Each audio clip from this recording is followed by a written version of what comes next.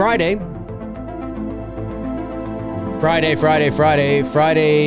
July 16th, 2021, 12:05 p.m. Eastern Standard Time. This is episode 190 of McRae Live. Can't believe I've done 190 of these things.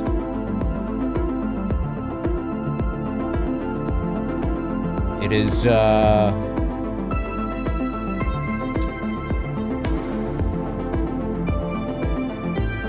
73 degrees Fahrenheit here in Toronto today. About 22 degrees Celsius. It's overcast. It's cloudy. There has been a lot of rain and thunderstorms over the last little while. There was even a tornado just north of Toronto yesterday. There was some damage done, but luckily I think everybody is all right. Not in Toronto. I said north of Toronto. Smaller city called Derry, Ontario.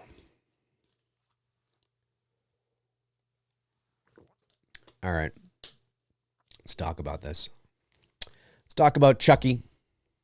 Chucky. So Chucky, the television series Chucky was shot up here in Toronto, and they dropped their first teaser trailer today. First kind of poster, I guess, today, and teaser trailer. Not much to it. 30 seconds. Just gives you sort of a taste of what you could expect, I guess. A taste of what maybe, a taste of what you can expect. Now, let me preface this by saying that I am not a big Chucky fan. Now, when I say I'm not a big Chucky fan, I don't mean I'm not a fan of Chucky. I just mean that I am not Cecil Laird, who is a big fan of Chucky, or Cody Leach, who is a gigantic fan of Chucky and knows all the ins and outs of Child's Play and Chucky. I did not get into these movies. My problem with Chucky is the same problem I have with every horror series, and that is it starts off really great and then it gets dog shit, in my opinion. And Halloween's no exception. And that's sort of my issue with most horror movies, most slasher films that are series, is they start off, interesting or even good, and then they fall apart. And that's sort of, and there's reasons for that. So I really like the first Child's Play, 1988. Really like that movie. Ya doll? Where are you going? To find Chucky. I like that movie a lot. I think it's actually quite suspenseful at times, and it's quite scary at times. You don't even see Chucky. And look, I get it. I mean, I know it's the first movie, and you can't be doing that every. I understand the conundrum that one faces when writing sequels. I just did one for It's Me, Billy, I did It's Me, Billy, which was for Black Christmas, and so the idea of making a sequel, you do have to push the narrative forward. That's the whole point. If you have nothing new to say, if you're not pushing the narrative forward in interesting ways, then there's no point in making a sequel if you're just going to do the same thing over and over again. You have to keep the narrative going. The trick is keeping it going in an organic way that it doesn't feel synthetically created or shoehorned in. It feels this feels like a natural progression for said story. And keeping the DNA of what makes the franchise or the character special and different and there. That doesn't mean you don't take risks, and that doesn't mean that you don't do certain things, but you got to keep the essence there, right? The problem with most sequels is not really their direct sequel. Sometimes it is. But I find it's not necessarily the direct sequel, like the second part. It's when we get to 4 and 5. By the time you're 4 or 5 movies in, the character, the films, the stories are often a shred of what they were. And that's because there isn't that much of a story to tell. When you get to slasher films, the stories are not deep necessarily. They're not necessarily laid out in pre-planned packages. They're making it up as they go along. I mean, that's really what it was like. So, you know, by the time you get to 4 and 5 and 6 of any horror slasher series, you run into the conundrum of, well, this is just lame. And Child's Play is no exception, in my opinion.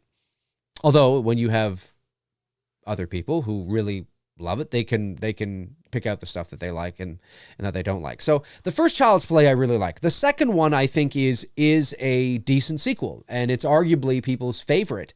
The first one is still my favorite, but I can understand and see why people really enjoy Child's Play 2. I wasn't a big fan of 3. And I didn't bother seeing the rest. And please, for the love of Google, stop telling me that I have to see this, or this one. I don't. I've watched all the trailers. I've seen bits and pieces of Seed of Chucky and Bride of Chucky and Cult of Chucky and Curse of Chucky and whatever of Chucky. It doesn't interest me. I'm not saying that Curse is better than Cult or Cult is better than Curse. One of the two in there is better than the other one. And I know that they're, yeah, but in Curse or Cult or whatever one it was, you know, they kind of go back to the roots and, you know, they kind of go, yeah, that's fine. I just have no interest. I've lost interest in Chucky.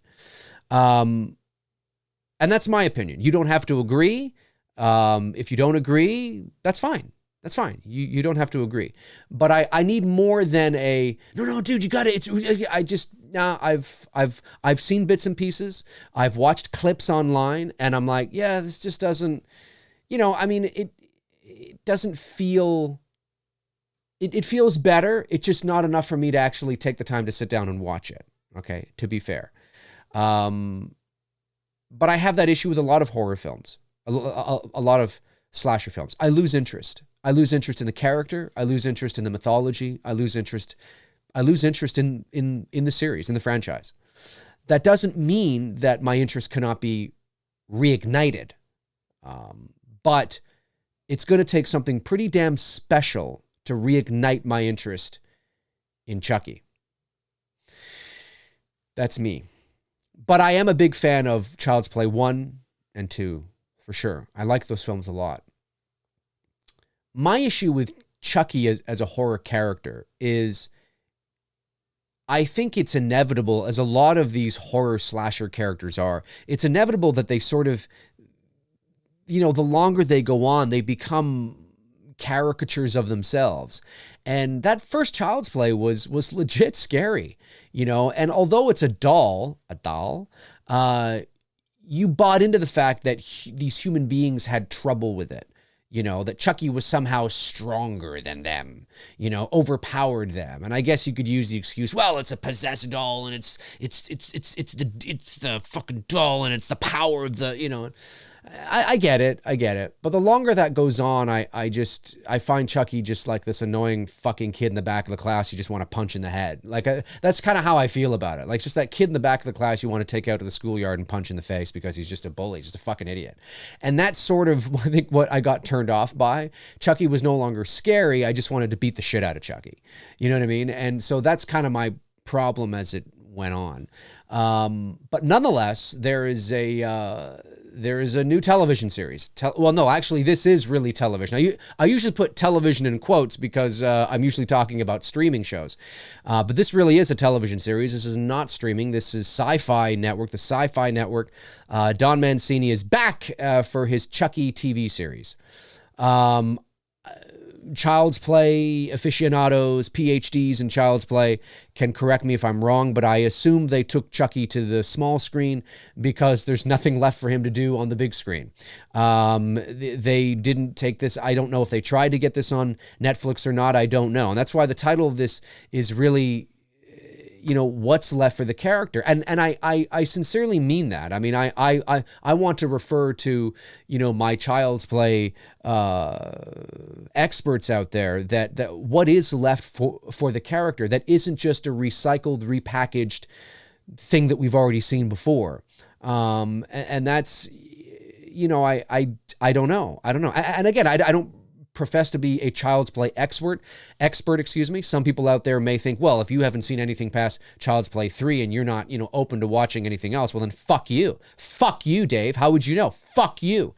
I'm sure there are people that are watching, but I have to be honest with you and say it's not because I have an adverse it's not out of spite. It's because I've genuinely lost interest in the character. I remember I tried to watch, what's that awful one? Well, they're all awful, in my opinion, but it was either Bride or Seed or whatever. And I remember Bride or Seed came out, or maybe they both did, when I was in high school or early college or something. And I remember being at somebody's house and we were watching it. It was on and I was watching it and I was like, what the hell is this? Like, it was like, I didn't know what the fuck I was watching. I forget which one it was, but I've seen bits and pieces of all of them in clips, in reviews, in stuff. I just haven't sat down and watched anything past 3 from start to finish. And so I'm skeptical. I think there's I think the idea of a Chucky doll is scary, but Chucky himself is not really scary anymore, right? And this is just me. This is me talking. But anyway, so there's a new series, a television series from Don Mancini. He decided to do this. So let's go over to this article. Comes from Bloody Disgusting. They weren't the originators of this, but they picked it up. So it says here, we've learned today via Entertainment Weekly that Don Mancini's Chucky television series, which continues the various storylines, interesting, from the original franchise's films, will be premiering on Sci-Fi and USA just in time for Halloween on October 12th, 2021. Additionally, we've been provided with the first teaser trailer for the series, along with a first look image of Chucky. Have you guys seen the teaser trailer? Comment below, let me know what you think. As Mancini explains to Entertainment Weekly, the idea was to bring Chucky back to his Child's Play 2 look for the new series, while also putting the focus back on younger characters. Fascinating. One of the things I wanted to do was this is him speaking, quote, one of the things I wanted to do was bring the franchise back to its Child's Play roots and have the protagonists be kids. But since with the first couple of movies, we'd already delved into having little kids, I wanted to explore something different. So this time we're exploring young teenagers. Well, look, I mean, it's a smart move, a la Stranger Things, a la Summer of '84, this idea of these group of kids getting together, banding together, having to fight, the Child's Play remake was very similar to that. So, it's smart to tap into that. It's smart to not go kids, but to go teenagers. It's a smart move. And I have no doubt that the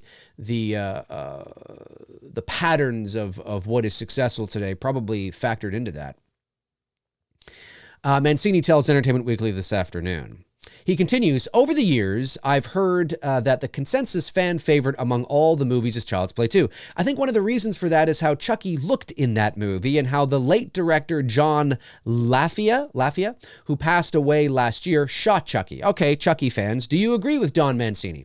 Is Child's Play 2 your favorite Child's Play because of the way Chucky looked and because of the way it was shot? He was shot. Is it your favorite Child's Play because of that? Now, again, to Mancini's credit, he's speaking generally. I mean, certainly he's not mean every single person, but do you agree with him? Do you agree that Child's Play 2 is your favorite largely because of the way Chucky looked?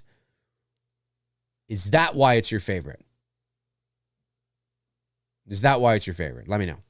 And if you're watching after the fact, comment below and let me know your thoughts. Let me know.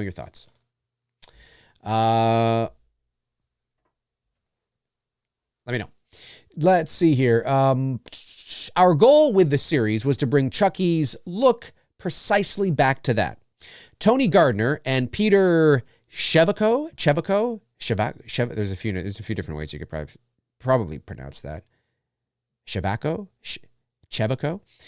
Probably butchering it. Special effects artists responsible for creating the show's puppets have done a great job. I think fans are really going to love that.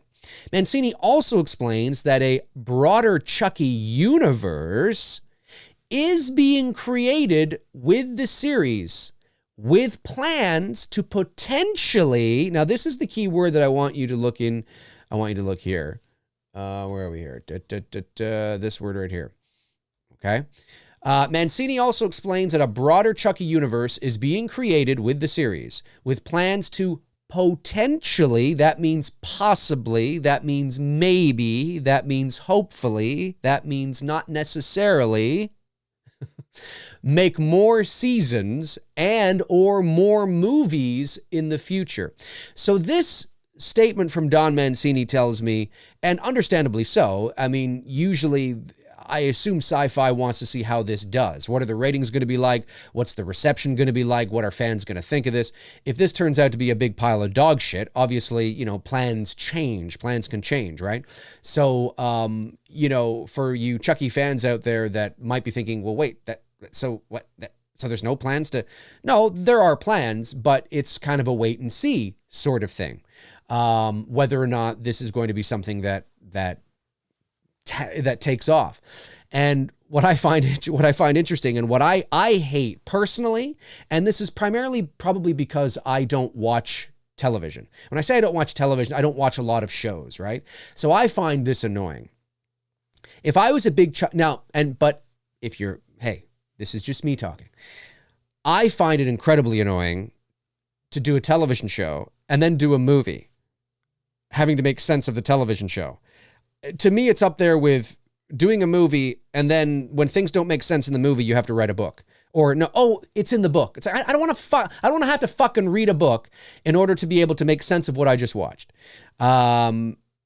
So I don't know. I mean, I don't know what Mancini's ideas are. When he says that there's a broader Chucky universe being created with the series, a broader Chucky universe, what does he mean by that? You know, what does that mean? Like, does he mean like crossovers with other films? Does he mean maybe bringing like something new to the Chucky universe? Something new? And this is kind of goes back to the title of the show today. What's left for the character? What is left for the character? Like, Chucky fans, tell me what is left for the character. This is going to be one big nostalgia trip for sure, because you have, you know, a lot of the returning cast members from the original series coming back. That's what this is going to be. It's going to be like Cobra Kai for Chucky, probably. Although I don't know. But then where do you go beyond this? How does this end? How many episodes is this? Do we know if it's like 8 episodes, 10 episodes, or something like that? I'm not entirely sure. But the fact of the matter is you know, I know it may sound like I'm being a little harsh on this, and it's because I am a little bit. And I would be harsh if it was Freddy or Jason or Michael or Leprechaun or Ghostface. You know, look what happened to the Scream TV series. We know what happened to that. Yeah, but Dave, look, they're making Scream 5. Yeah, I know, they're making Scream 5 and calling it Scream. You know, I'm not saying it's not going to be good, but you know, it's just, I don't know. I am reaching that stage in the horror genre where there are some great horror movies out there. There are great horror films.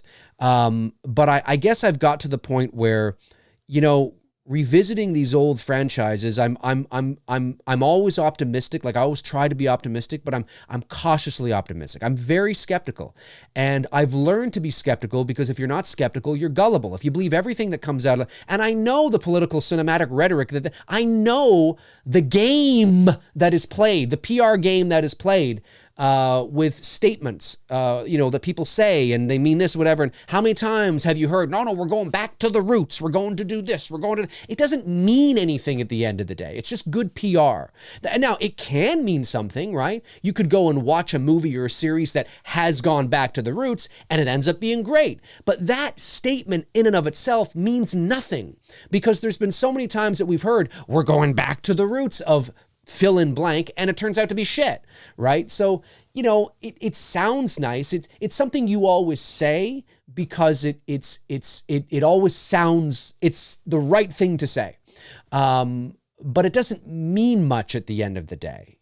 You know, it doesn't mean that doing that was the right thing, or that it is going to feel like that, or whatever the case is. So I don't know. I guess I get tired of reading the same sort of thing, just repackaged. And this is no slight against Mancini or the people that have worked on Chucky. You know, making movies, making TV shows, it's hard work. And Mancini is one of the OGs, and I have no doubt that he's trying to bring his A game and make this as best as possible, right? Make this as best as he possibly can. But I get skeptical. I'm very skeptical. I know I sound like the old man, you know, get off my lawn, and maybe there's a bit of that in me but it's not personal to Chucky. It's not personal to Child's Play. It's everything. You know, when we revisit these old characters again, I roll my eyes a bit and I think, okay, you know, what is this? You know, I give things chances, but how many times have we been burned, right? How many times have you been excited about something but been burned? You know, and it's so I tread cautiously, you know, when I read things. You know, a broader Chucky universe is being created with the series, with plans to potentially make more seasons and even or more movies in the near future. It's like, well, is that a good thing? Is it a good thing? I mean, if you're all about quantity, then I guess it would be a good thing. But if you're about quality, I'm always skeptical on that. And I'm always about quality over quantity. And I just don't know what's left for this character.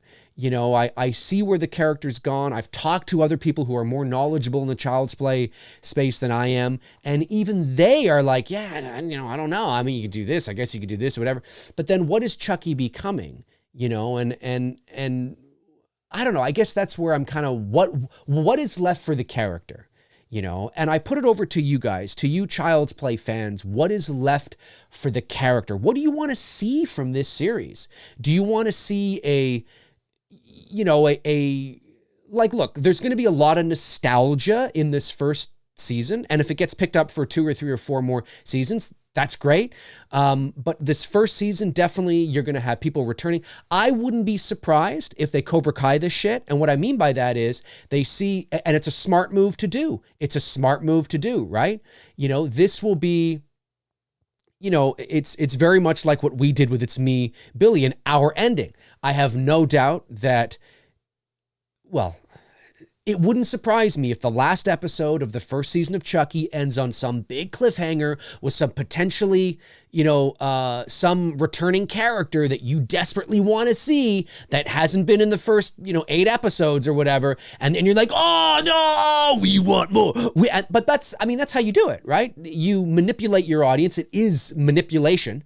You manipulate, but it's all in good fun. Everybody knows about it, right? It's not like we're secretly pulling the wool over your eyes. That's just how it's done. You create a sense of suspense and excitement and yearning for that next. Oh, I want to see that. I want to see that. That's smart. That's smart marketing.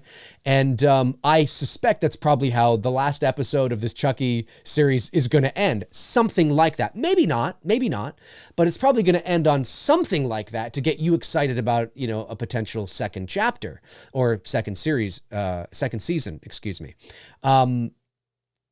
But I don't know, man. I mean, I'm not excited. I wouldn't say I'm excited. I'm curious. I'm curious about what they're going to do, because this is the first time, like, this is a series. We haven't seen a series from Elm Street. We haven't seen, I mean, I know there was Freddy's Nightmares. I know there was the Friday the 13th. I'm talking about modern day now, okay, times. Don't worry about what was in the 80s. We haven't seen an Elm Street series. We haven't seen a Halloween series. We haven't seen a Friday the 13th series. Again, today, right? In this, you know, these new times. And I've speculated a lot with Cecil Laird of the Horror Show, you know, where I've said maybe that's Freddy's future. Not necessarily network television, but maybe on Netflix or Amazon or Hulu or, you know, somewhere where maybe taking these characters that you can give more time to, and you can build, you can allow your audience to get more emotionally attached to the characters and the subplots and all the things going on, where there's so much going on. There's so much more you can do over 8 hours of one season than 90 minutes of one movie. And maybe that's the way to go. So this is, as far as I know, now again, there may be other horror series that have done that, but I know there's been Scream too. I know there's been that. That's true. But that kind of failed too, right?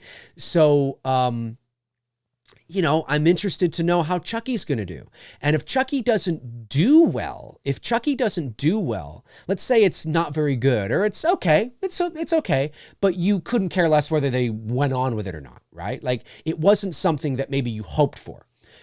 Well, what does that say then about an Elm Street series or a Friday series or a Halloween series or something, right? That doesn't bode well. If you want there to be like, and I don't want there to be, but if you want there to be like a Michael series or a Loomis series or an Elm Street series, then you better hope that Chucky knocks it out of the fucking park.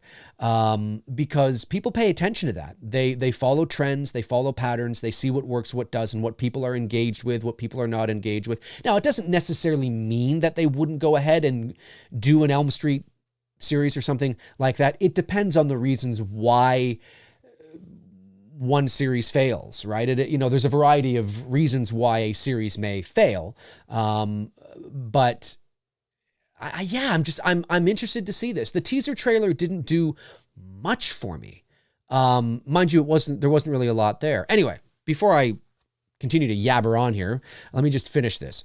The teaser trailer shared by Sci-Fi Today is only 30 seconds long, picking Chucky up from a yard sale before unleashing him once more. Check it out below along with the new image. Chucky has been described as a fresh take on the franchise that'll explore Chucky's character with a depth that is uniquely afforded by the television series format. That's what I was just saying. So again, there is that opportunity for to flesh things out more and to become emotionally attached to a lot of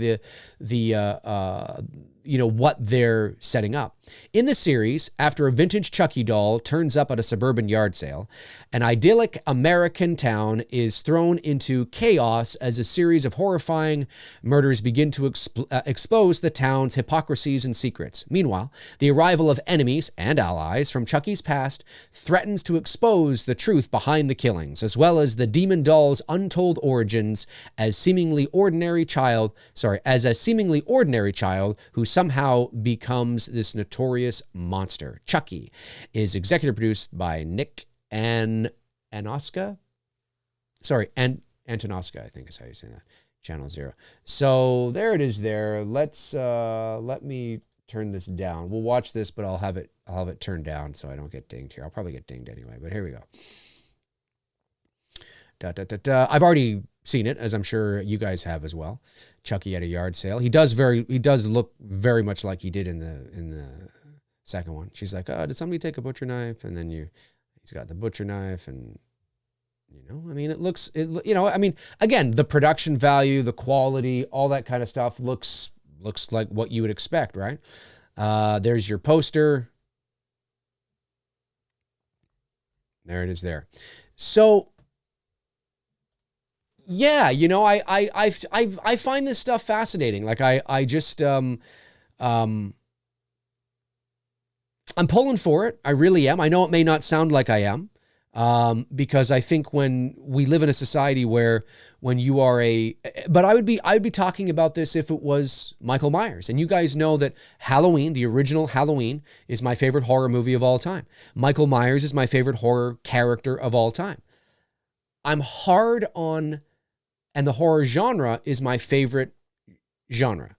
Not necessarily the slasher subgenre of horror, right? There's the horror genre, and then under that horror umbrella, there's slasher, psychological, paranormal, supernatural, and then you can, thriller even is kind of in there. Thriller can be its own genre, but there's a lot of overlap and, crossover and shit.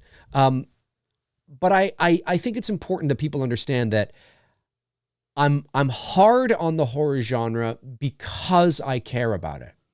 I'm hard on the horror genre because it's my favorite genre.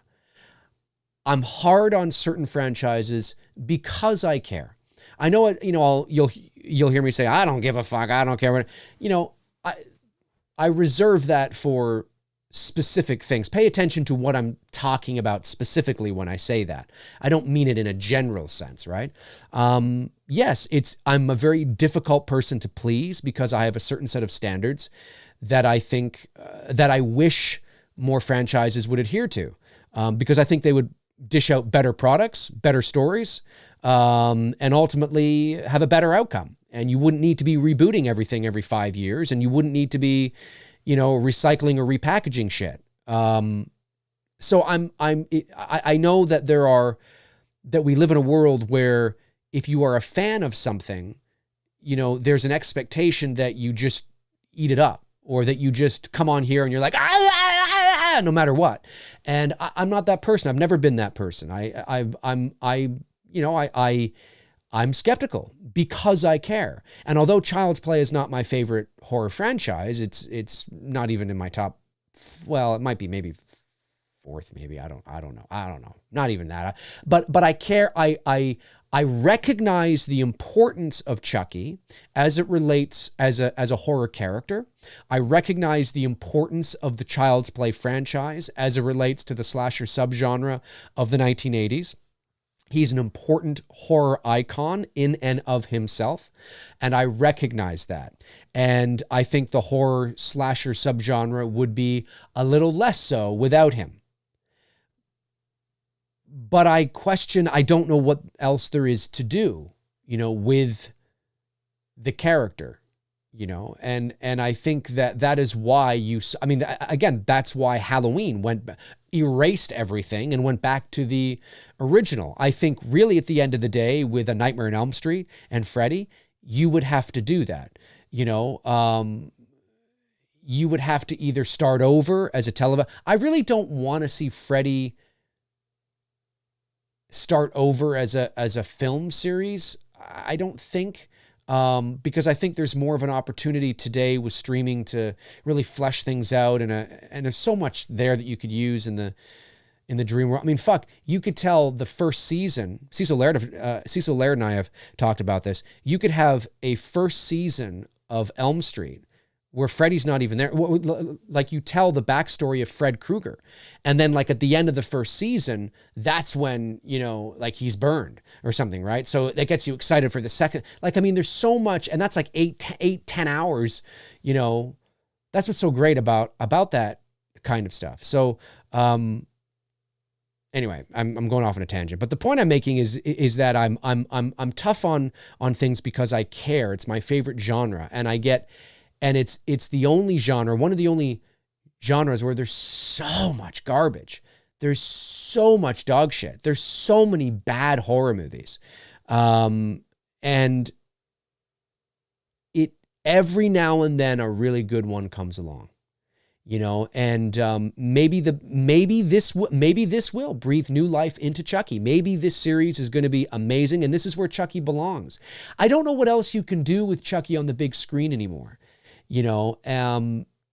That doesn't mean you can't make a Chucky movie again, but I don't know if Chucky's future, Child's Play's future, is on the silver screen. When I say silver screen, I mean in the movie theater. I just don't see it being a viable option today. The Child's Play remake didn't do much. It wasn't a total disaster. It wasn't a total disaster, but it was, I think it didn't do as well as they were hoping. I would be surprised if you ever see a Child's Play 2 in that series. I don't think they're going to bother. And why would you? I don't think it was, I just don't think it warrants it. I don't think a sequel to that would do any better. But having Child's Play on the small screen, and again, even making a movie, when Don Mancini says,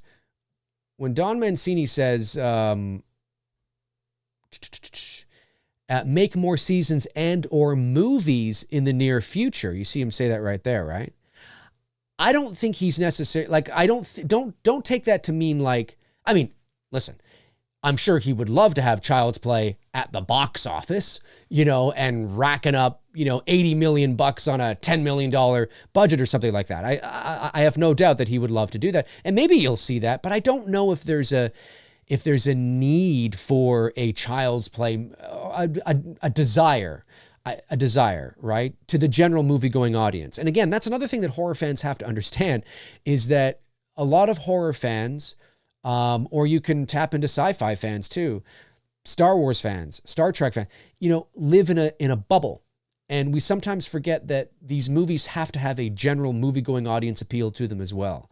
Halloween 2018 didn't make $256 million or 54 or whatever it was $million at the worldwide box office from all horror fans. It made that because it appealed to a general movie-going audience, largely because of its time of its release too. Anyway, so yeah, I think there's an opportunity here, but I'm skeptical. The teaser trailer didn't do much for me. I mean, it just looked like, looked cool, but there's nothing there to go on, And what's so funny, I find it so interesting. I was reading, because I read the article this morning, and then I saw some social media comments, and there was this one guy who was like, fucking what? He watched the teaser trailer, and I kid you, I'm paraphrasing a bit, but he basically said, just watch the teaser. Looks fucking epic. Can't wait to see it. And I'm like, looks fucking epic. Like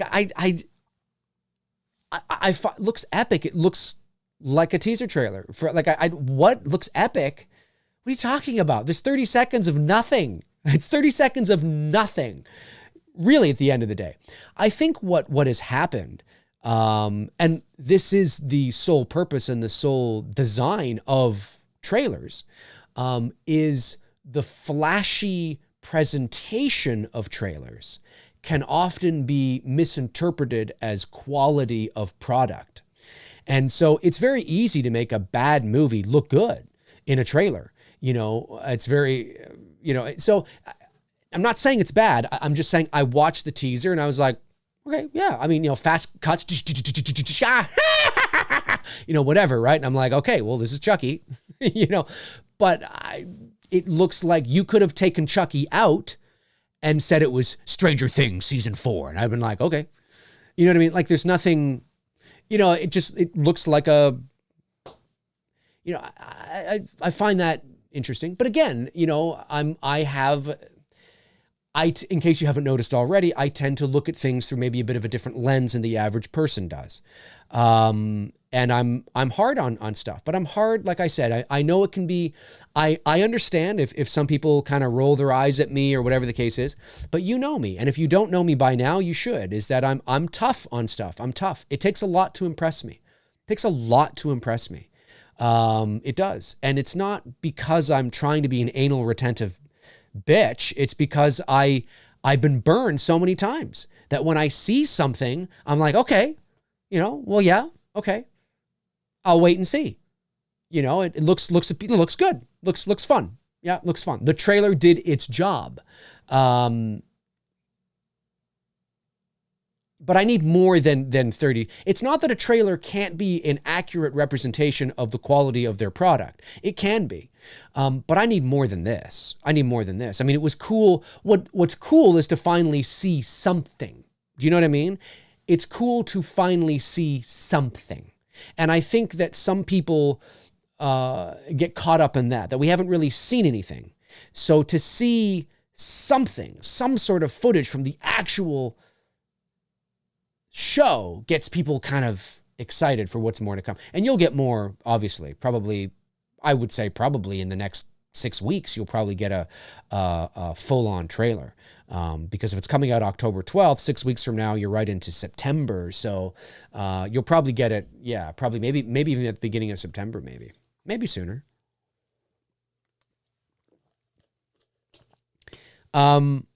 But I am pulling for it. Like, please do not take away from the show today that Dave just hates Chucky and wants it to fail. I didn't say that. I want it to succeed because I do like the foundation of the Chucky character. I like the concept. I like that, Charles Lee Ray and his spirit was put into this doll and he's got to go on. Like, I like all that stuff, and I like that first Child's Play and I like that second Child's Play. And I was like, on the third one, but it had a few little moments. And then And then I started to watch the fourth one, whatever that one was, Seed or Bride. And I was like, I can't, this is just a shell of what, it was, in my opinion. Yeah, I mean, what is there to say? He looks cool. He does look like how he looked in the earlier versions of the film. Of the series, for sure. He does look like he did in Child's Play 2. He does look like he did even in the first one a bit. He looks like that old school good guy doll. I'm very curious to know sort of what it's doing at a yard sale and whose it is and where it comes from. And obviously that's part of the, the story. And I guess he ends up in this new town. So he's so now he's going to wreak havoc on this town, and maybe there's secrets to the town. Well, Mancini even said that, that they're going to explore more of the backstory and the mythology of the origins of the character too. So that's interesting. I'm curious. I'm not overly excited, but please keep in mind that I'm not overly excited because I'm not a big Chucky fan. Again, I'd be the same way if it was Halloween. I'm cautiously optimistic, very cautious. I remember when Scream came out, the TV series, which I have not watched, but I remember, and maybe I mentioned, was I doing the channel at this time? I mean, I've had this channel for years, but I mean, I can't remember if I was on here or not. But I remember, if I didn't say it on here, I said it to a few of my friends. When I learned what the Scream TV series was going to be about, I remember saying to them, that's not going to last. I remember saying that. It's not going to last because it's sort of, it doesn't really have anything to do with the movies, right? It's kind of just its own version. At least it was in the beginning, as far as I know. It largely failed because, well, there's a variety of reasons. So now we got Chucky TV. Okay. All right. I will say this, although Scream did fail and Scream is coming back to the movie theater, the future of these movies, the longevity of these movies, unless you were to, I'm going to be very curious. I'm very, very curious to see how Scream's going to do at the box office. It's got a lot of nostalgia riding on it. And you know what? Nostalgia is a very strong thing. Nostalgia is a very strong thing. And it can make you successful at the box office. It really can. It really can, especially when you're going to tap into the older generation, the people in their late 30s, 40s, 50s that grew up with these older franchises from the 80s. Nostalgia can be a very strong thing. Because, I mean, again, and people are smart to know this, box office numbers doesn't mean quality, right? It can mean that, but they're not mutually exclusive to each other. When a movie makes a lot of money at the box office, it doesn't necessarily mean it's good. It just means a lot of people went to see it. Because if you don't like the movie you've just watched, you can't go back to the box office and say, hey, can I have my, money back? I didn't like the film. Whether you like the movie or not becomes irrelevant. They have your money. So the question isn't really how much a movie makes. The question is how many of those people that went to see it liked it. But that doesn't matter in the world of show business because it's all about making money. But it is something you always got to keep in the back of your mind. However, at the same time, when a movie makes a lot of money at the box office, can it mean a lot of people enjoyed it? It can, but that's usually on repeat viewing, right? Because usually if you didn't like the movie, you're not going to go back and watch it again. So I'll be curious, and I'm just as curious to see how Halloween Kills is going to do at the box office as well. They've set themselves up for another success. Obviously, it looks intense. It looks and you've only seen the tip of the iceberg with the carnage. I can tell you that. And they're releasing it at Halloween time, which is the right thing to do. but I will be very curious to see how well it's going to do. Horror fans can sometimes get a inaccurate view of the excitement because they just surround themselves with other horror fans, and they watch horror channels, and they talk to horror friends, and so there's yes, I mean, everybody in the horror community is going to be excited about Halloween Kills, but that doesn't necessarily mean that there is a general, that all those people that turned out for H18 are also, that aren't in the community, are also going to turn out for H Kills. They might, but they may not, so I'll be very, I mean, I've no doubt it's going to make back its money. And it also may be huge, because it's always smart to release horror movies at Halloween time, regardless of whether your movie's called Halloween or not. If you can release a horror movie at Halloween time to the box office, it's the smartest thing to do. Now, you only have maybe about a 4 or 5 week window for that. But if you can, it's always a smart thing to do, because even the general movie-going audience, people who are not fans of Halloween, people who still think that, Michael Myers is the one that wears the hockey mask, but they love scary movies. I just love scary movies. I love scary movies. That fan, right? They don't care about what they're watching. They just love horror movies. Or even just like I said, maybe you take, your friend, or, aren't just Halloween fans. I mean, it'll be curious to see how well it does. It's smart to release it at that time. I'm rambling, I know, but I'm thinking out loud because I find it fascinating. I find it all interesting. But the future of these big properties after Halloween ends, the future of these big, like for me, and I'll be honest with you, for me, I think whoever remakes A Nightmare on Elm Street should know that, knows this. And if they don't, they should. If you don't have a hook, then the probability goes down that your film is going to succeed. Because I think we're beyond the threshold now of remaking A Nightmare on Elm Street, in my opinion, although I could be wrong, just remaking it. Whole new cast, whole new everything, no ties, basically doing what they did in 2010, even if they got somebody who was fantastic as Freddy. I think we're in an era at this moment, a pocket, where the smart thing to do is to have a nostalgic hook.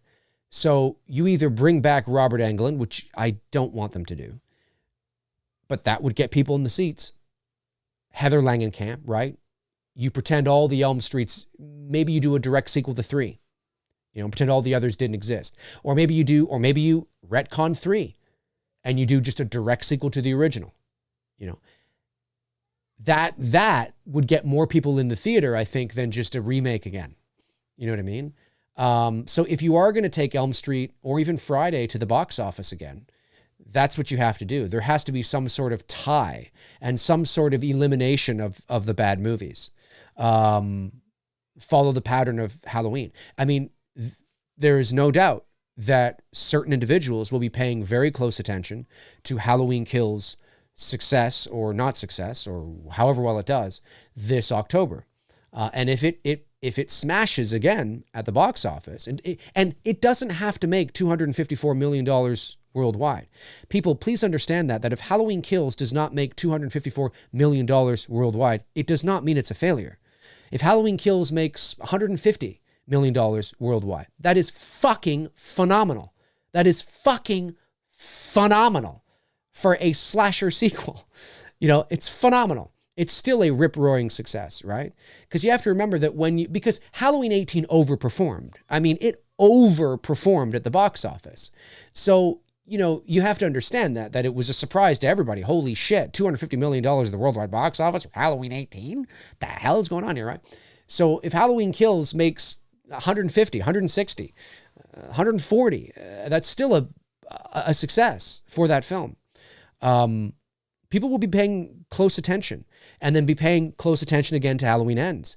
How well does the series do as a whole? Can we do the same thing with Elm Street? Do we do the same thing with Elm Street? This is why I don't think you're ever going to see Child's Play on the big screen again. I think Child's Play is going to remain on the small screen, for better or worse. But again, that doesn't mean there won't be movies, because Netflix could do another one, right? They could make movies, but they're made for streaming movies, right? They don't wind up on the big screen. Yeah, I don't know. Again, I know I'm rambling, but I'm thinking out loud here. I'm expressing my thoughts, shooting from the hip in real time, and this is how I feel. The future of these, because if you want to start over again, I wouldn't with Elm Street and Friday. I don't think I would take them to the big screen. I don't think I would take them to the big screen. I don't know what the probability is. Look, there's always a possibility. There's always a possibility that remaking Elm Street and Friday again, like from scratch, could be a huge success at the box office. There's always that possibility. Of course, right? Story. You know, it's all in the execution, right? There's always that possibility. But it's getting fans to care and getting them on board. You see, it's so smart. The smart thing about manipulating our emotional heartstrings, our nostalgic emotional heartstrings, is you're on board before the movie's even made. And that's the brilliance of doing that kind of thing, is you know, when you let the masses know, we've done this, we're doing this, John Carpenter's back, Nick Castle's back, Jamie Lee Curtis back. They haven't even gone to camera yet. You know, and so you're going to be there day one, you know. Whereas if they say something like, we're remaking Elm Street, we've cast Bob Johnson as Freddy and Julie Montgomery as Nancy, and you're going to go, I don't know. Oh, well, we'll see. Right? You know, so it's always in their best interest to, whether they go small screen or box office, silver screen, to maybe have some nostalgia there, which is what they've done with Chucky, right? They didn't just redo Chucky. They're telling a different story, and they are connecting it to the larger universe and bringing back original players. You Chucky fans are on board before you haven't even seen it yet. Yes, Alex Vincent. Woo! You know, and all this stuff, right? It's smart to do that. And I think if you took Elm Street or Friday or maybe Scream again, I don't know. If you took them to the small screen, it would be only beneficial if you did still have a nostalgic connection, right? You kept it in the same universe, you got the same actors. That only helps you. It only helps you. It doesn't hurt you at all. It doesn't mean the show is going to be good. It doesn't mean the series is going to have longevity, but it only helps you because you get a certain section of the audience, a certain section of the fan base on board before you've even gone to camera. However, I think if you are planning on just rebooting it all together, I think it's best to just go to the small screen.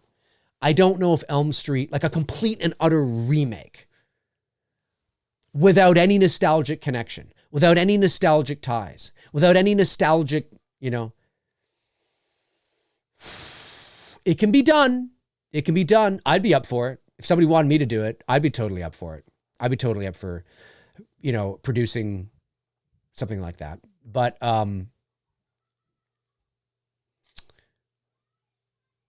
yeah, it's a fascinating conversation. It's a fascinating conversation. What's left? You know, the title of the show today is What's Left for Chucky, but you could, what is left? Like, where do you want it to go? Where do you hope this series goes?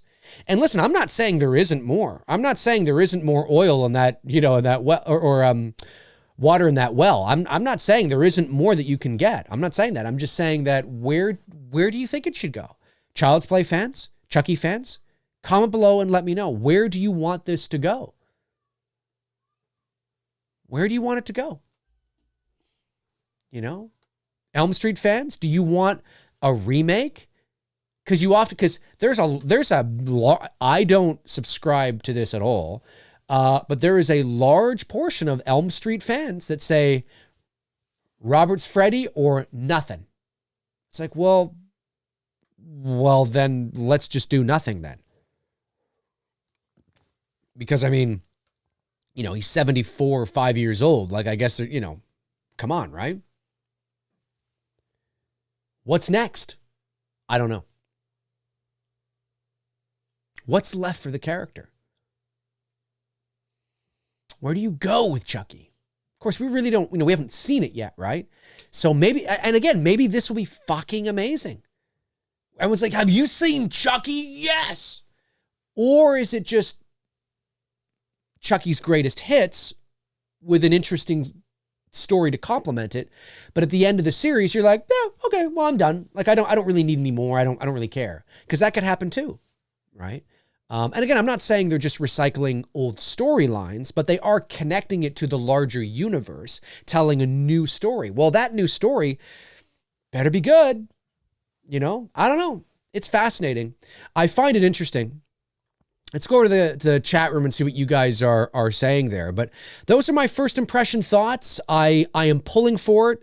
Big shout out to Don Mancini and the cast and crew of Chucky. Of course, they shot up here in Toronto, which is great. I think White's even supplied the gear, if I'm not mistaken. I'll have to check that out.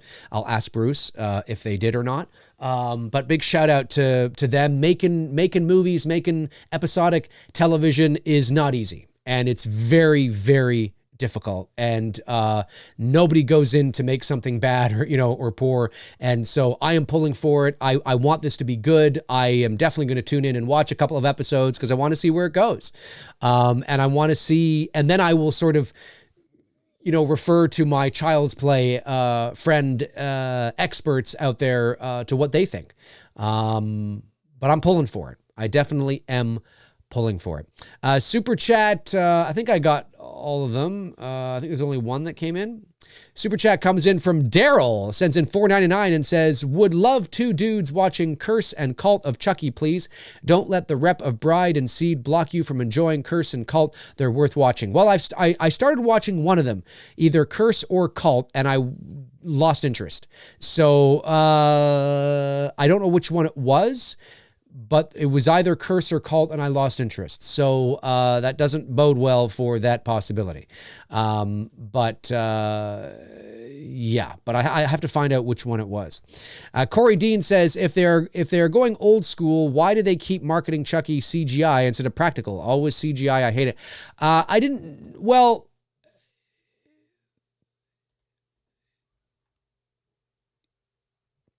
Chucky they've definitely gone practical with Chucky. They do have animatronic Chuckies in Chucky. But you have to understand that it is always easier to complement that with CGI with certain things. That might be facial expressions, that might be, to smooth things out a little bit. It's the world. It's just, CGI is not an issue. It's not an issue. It's if it's used as a tool to help complement, right? And that's what it's really all about. But they do have animatronics in the show. I know this. They do. Barry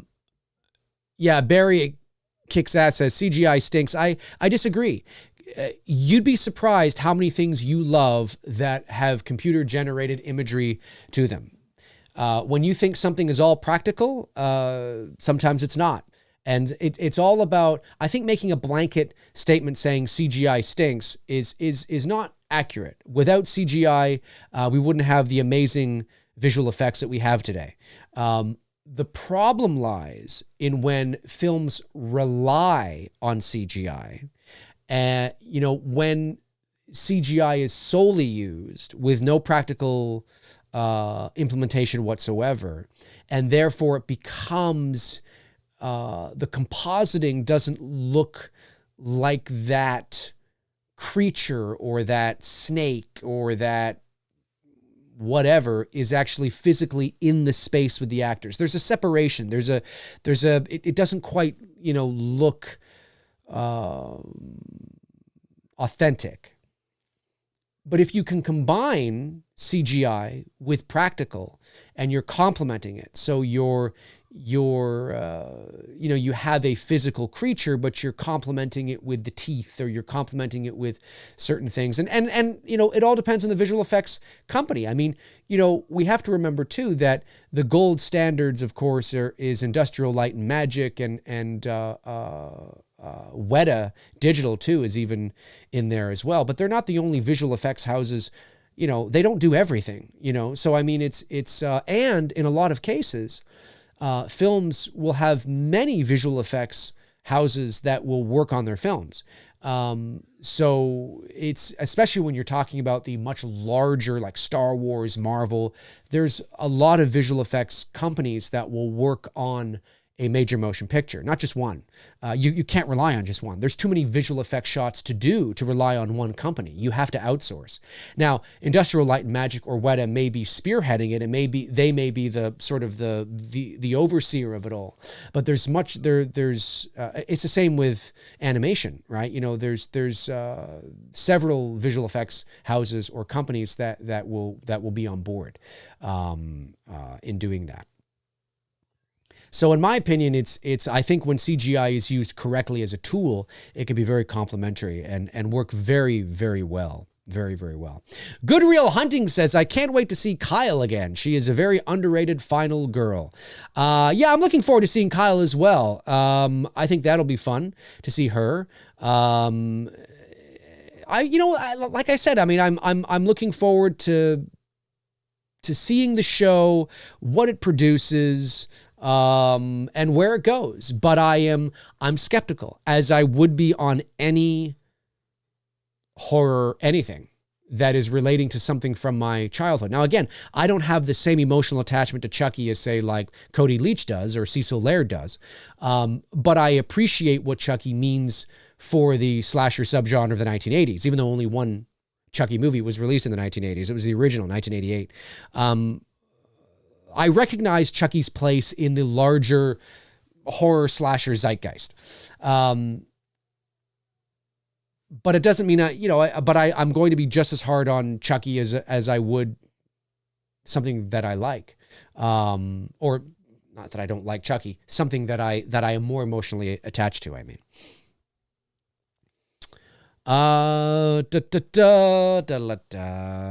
Let's see, what else we got here?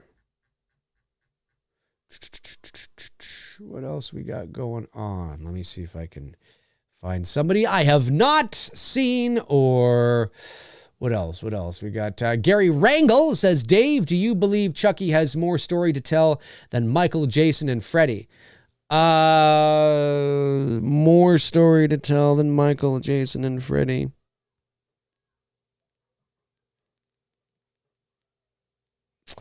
It depends what you mean by more story, right? I mean, in terms of the backstory of Charles Lee Ray, yeah, probably.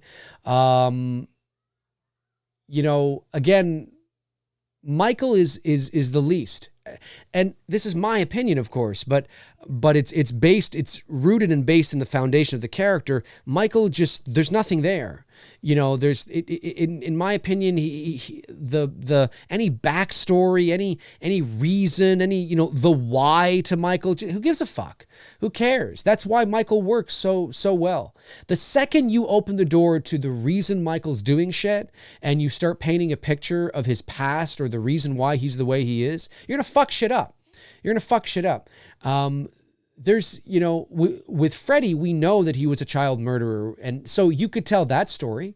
You could go back and tell that story. And you could go back and tell the Pamela Voorhees story with Jason. I don't know how many fans would be interested in that, but I mean, there's stuff to do there. With Michael, you could say, well, yeah, but Michael, you could go back and talk about his time before, but then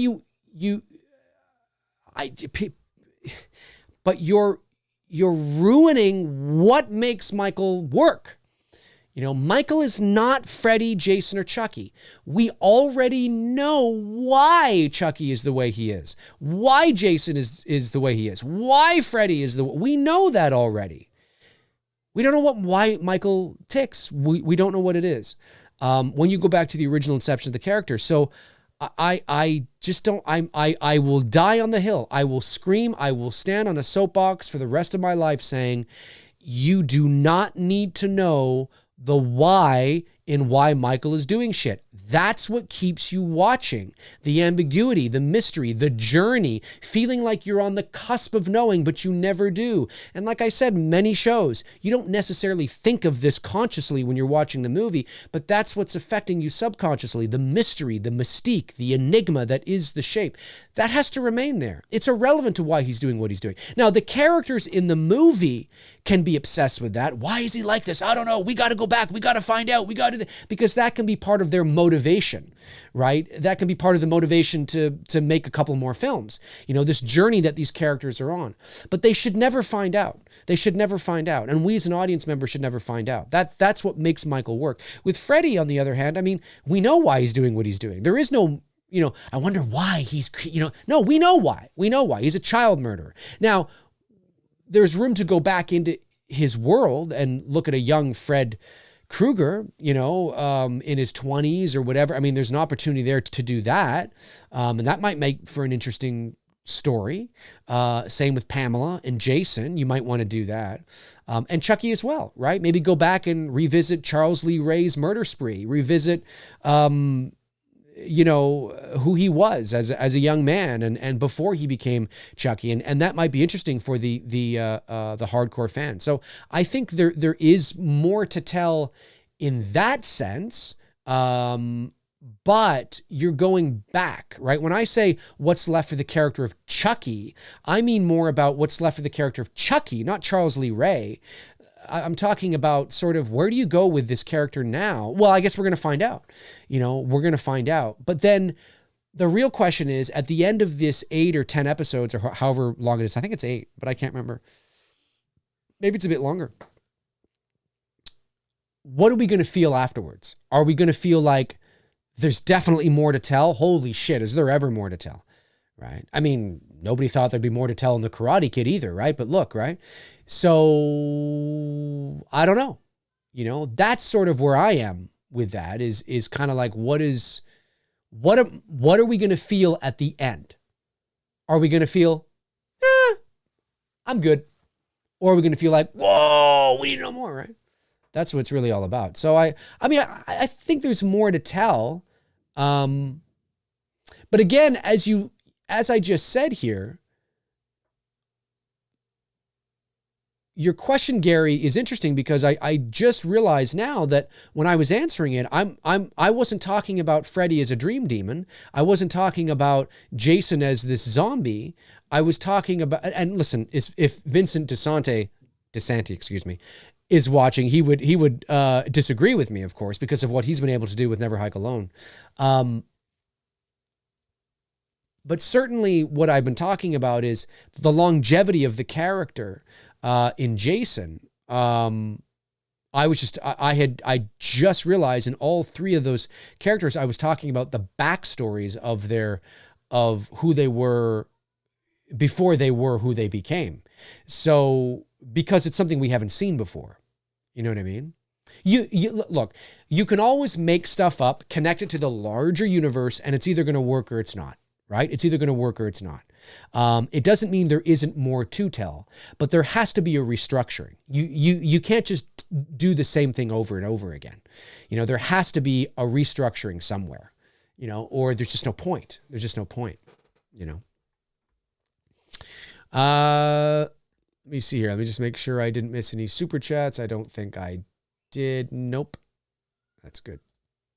Let me just close these down here. Trying to close these down. I have so many tabs open for today. The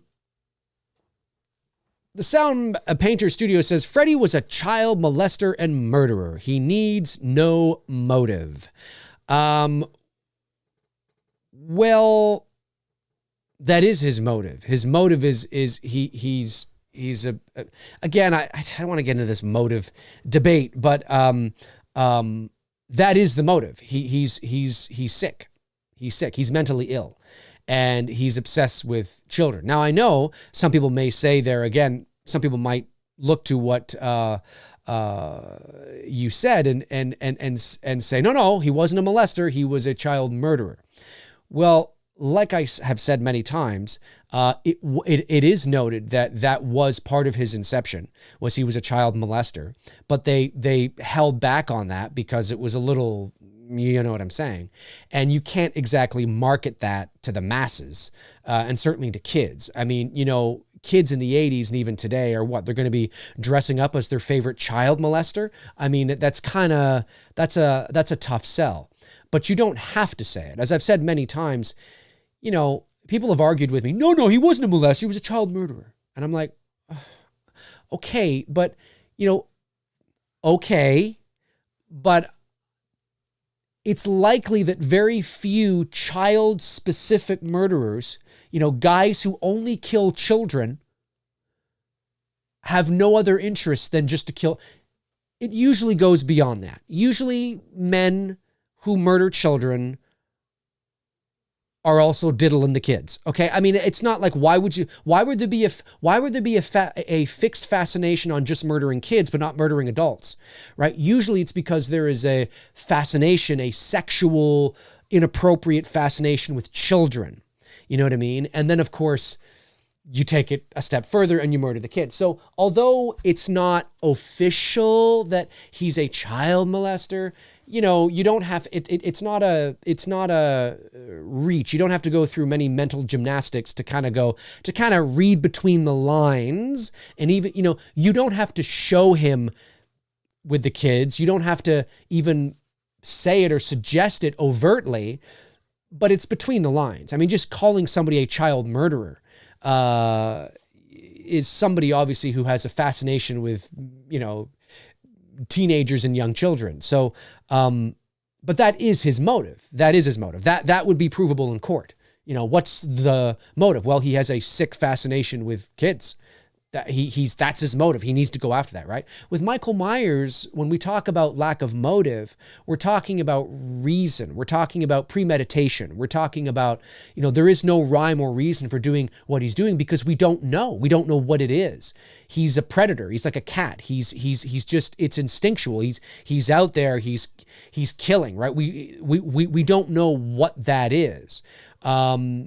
You know, if Michael Myers was brought before a judge, what's the motive? Just because, Your Honor. I mean, that wouldn't hold up in court. That's not a reason, you know, that's not a motive, right? He's evil, Your Honor, pure evil. Okay. You know, okay. You know, that's not a motive in and of itself, right? So when I always talk about he lacks motive, it just means there is no, in the original Halloween, we're talking about the original Halloween, okay? Clearly a motive was established when you got to part 2. But when you talk about the original inception of the character, the original foundation of the character of Michael Myers, there was no rhyme or reason for what he was doing. I mean, Loomis spills it out. I met this 6-year-old child with this blank, pale, emotionless face and the blackest eyes, the devil's eyes. I spent 8 years trying to reach him. Then I was 7 trying to keep him locked up because I realized what was living behind that boy's eyes was purely and simply evil. And then he's like, he also says, yes, I am. What does he also say? He says, no conscience, no reason, no understanding in even the most rudimentary sense of life or death, good or evil, right or wrong. He doesn't have any understanding of right or wrong, good or evil, life or death. He's this blank, you know what I mean? He's a force of nature. He's like the wind. The wind's not tearing your house apart because it's personal, because the wind hates you. You know, a tornado comes through. Hey, there's Bob's house. Let's go fuck up Bob's house. No, it's not doing that. It's a force of nature. It's the wind. There is no rhyme or reason. You know, there's no conscience. You know, there's no self-awareness of that. When we talk about the original inception of the character, and that's what made it so good. That's what made it work so well, was this purely simply evil kind of thing. There is no motive. There's no premeditation. You know, it's just, that's what it was. You know, it was just this force of nature going through like a storm, right? But with Freddy Krueger, it's different. There is a motive. He has a sick fetish for children. Jason even had a motive, right? It was to kill everybody who comes to my camp because some bitch back in 1979 or 80 I know the movie came out in 80, but I'm just trying to think of when the movie, when the actual film took place. I think it might have been 79. Some bitch cut off my mother's head. So, that was his motive. Now whether that stood, sometimes motives tend to dissipate as franchises go on and on. It's kind of like, yeah, I think you got your revenge. Now I just think you're an angry motherfucker, but anyway. Reese Wilson sends in $14.99. Thank you, Reese, and says, totally off subject, but I love talking indie with you, Dave. Yeah, by all means. Did you see they cast Antonio Banderas for Indiana Jones 5? I did. A great actor. Loving the cast being assembled for the movie. I did see that, and yeah, no, I'm a big Harrison Ford fan. His 79th birthday was July the 13th, just a couple of days ago. I'm cautiously optimistic for Indiana Jones 5. We got burned with Kingdom of the Crystal Skull. You got James Mangold attached. He's a great Academy Award-winning director. I think he's won an Academy Award. He's been nominated at the very least. He's great. So I'm very excited to see what he's going to do. Harrison Ford, of course, is older now, and he injured his shoulder, so he's out for a little bit, and they're shooting around him, which is what you want to do.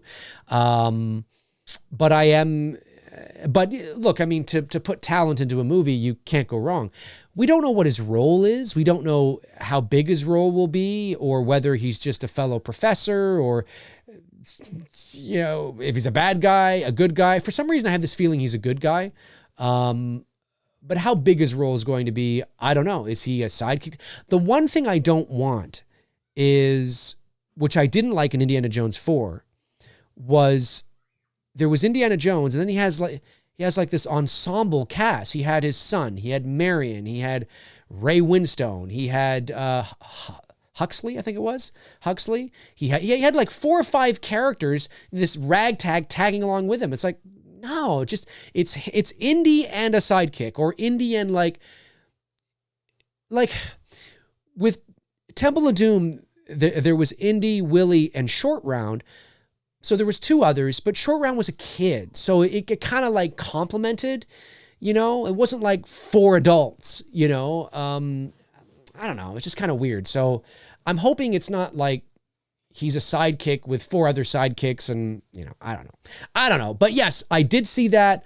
I'm cautiously optimistic for Indiana Jones 5, hoping that it is a good movie, obviously, as all of us indie fans are, and we shall see. We shall see. But yes, I did see that, and I'm excited. I'm excited.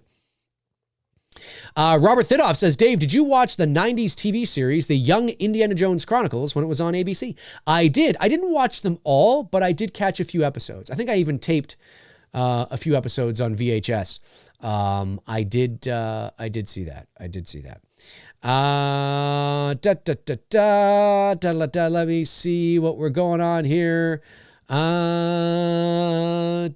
Hey, Steve Merlot's in the chat.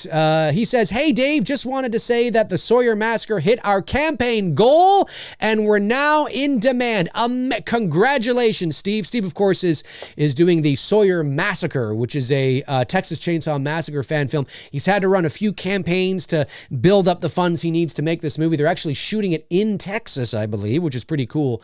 So that is amazing. So your movie is, or your Indiegogo campaign is now in demand. That is awesome. Congratulations.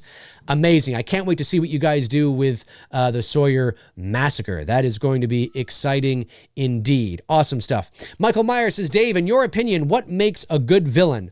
What makes a good villain? Well, that all depends on the film, right? What kind of a villain are we talking about? But in a general sense, I think what makes a good villain is a certain level of ambiguity to their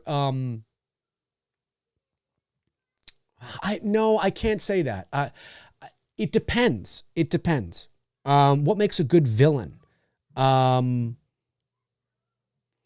of the things that makes a good villain, if we're talking about like, Darth Vader or the Emperor, like a human villain, or if we're talking about like, Freddy or something that doesn't, what makes a good villain in a general sense is the villain doesn't necessarily see themselves as the villain, right? They're not sitting there you know, I'm the villain.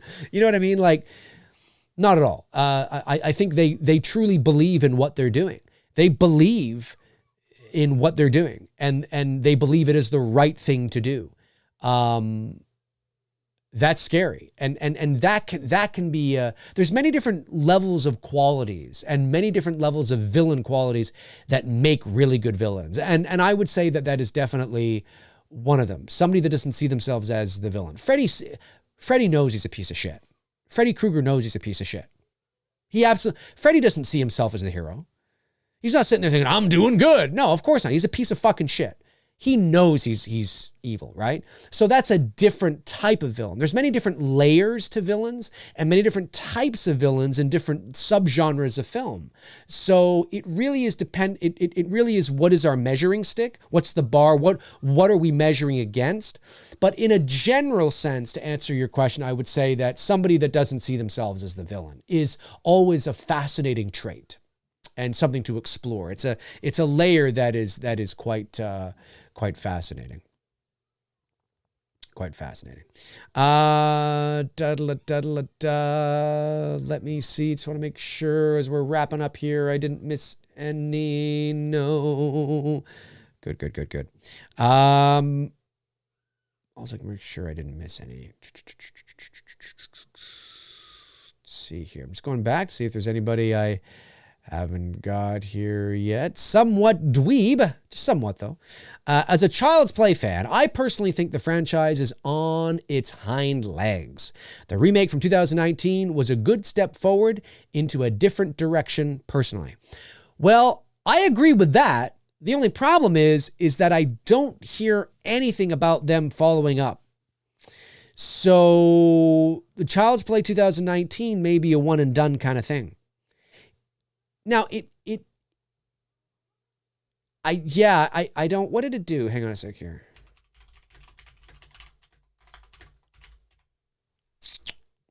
Let's take a quick look here. Oh, okay. Okay, you know what? So, okay, so Child's Play 2019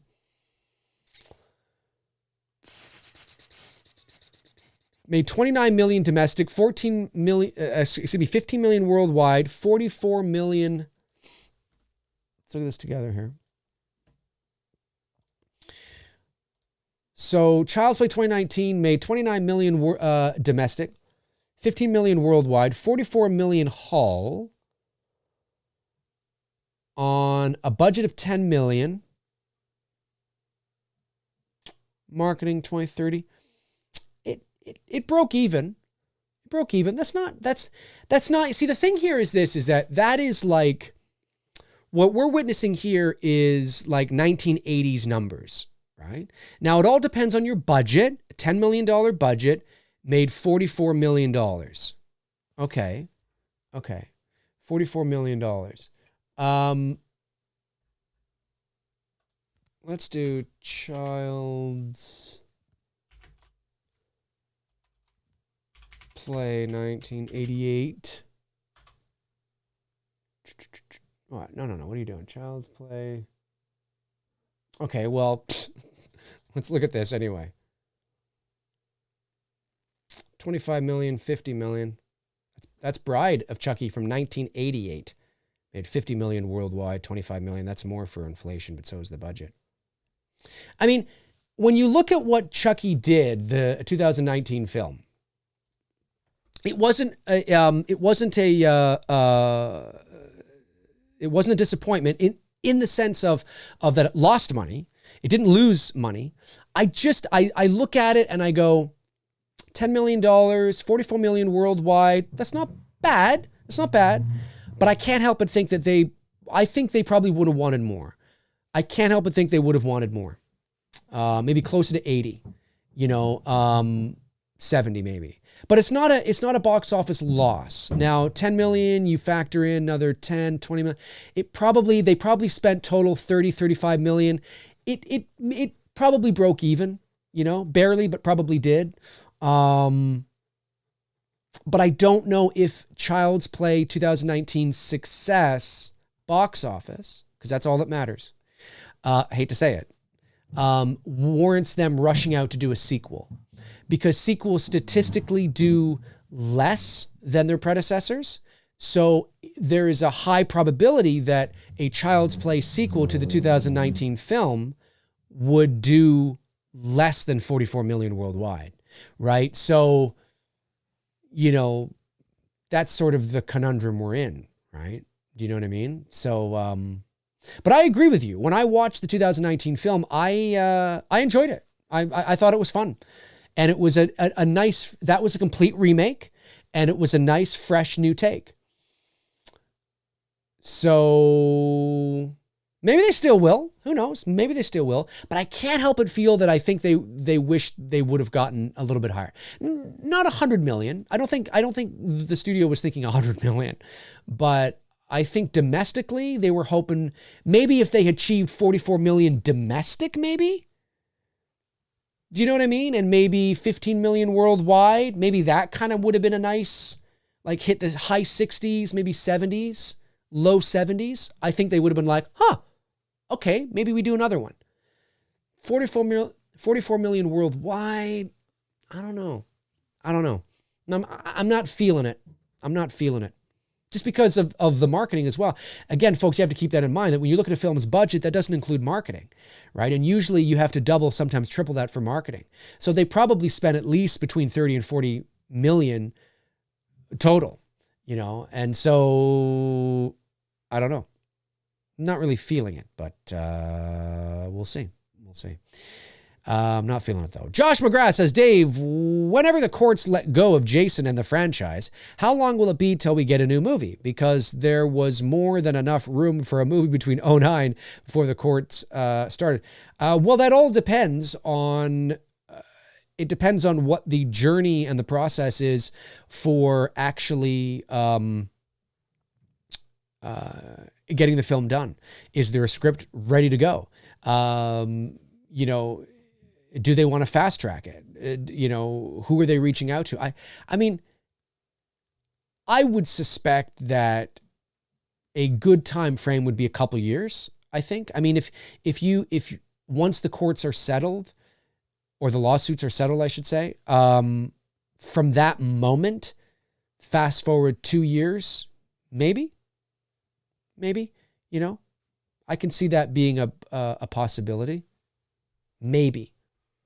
But it depends on where they want to take them. Do they bring back Jason to the big screen, to the silver screen, or do they go the series route? I really have no idea. It'll be interesting to see where that goes. All right, I think that is going to do it for me here. I don't think I missed any super chats. I did not. All right, yeah, that's going to do it for me here, folks. That is going to do it for episode 190 of McRae Live. 90, funny enough, I think is also the year that 1990 is also either Child's Play 2 came out. Folks, I want to thank my amazing moderators, Frank Riker, Tabitha Shore, Darren Sands, Chris Baber. You guys are amazing. Thank you so much for the couple super chat questions that came in today. I appreciate it. The non-super chat questions that came in today. Really appreciate it. You guys are amazing. And yeah, if you're watching after the fact, comment below and let me know your thoughts on what you saw in the teaser trailer for Chucky, what you think about the series that is coming to Sci-Fi. Are you excited about it? Are you not excited about it? Are you skeptical like me? Are you cautiously optimistic? You want this to succeed, but you're cautiously optimistic. Let me know your thoughts on it and what's left for the character. Tell me what is left for the character of Chucky. Where do you want to see the Chucky character go? Comment below and let me know where you want the Chucky character to go. I'm curious. That's going to do it for me. If you want to follow me on Facebook, Twitter, Instagram, my IMDb, my official website, everything is in the description box below. Have a great weekend, everybody. Stay safe out there, and I will talk to you soon. Cheers.